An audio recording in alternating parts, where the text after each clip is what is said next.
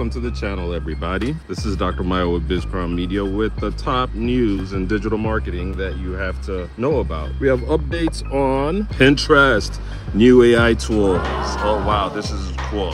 Pinterest keeps stepping up their game. They should, because they are on the stock market now, and I actually have some of their stock, and boy, did I dive into that not knowing what was going to happen. But these tools are needed to step up the game, I gotta say. So Pinterest developers, Pinterest new AI tools. They have now introduced new AI tools for creating personalized ad content and improving campaign performance. These tools include personalized background generation and automated collage creation, showing promising results in early tests. So now you can go into Pinterest and do AI stuff there. Go check that out. And as part of its AI initiative, it has rolled out features for both creative and performance marketing. So hear that? Both creative and performance marketing. These tools are collectively known as Pinterest Performance Plus.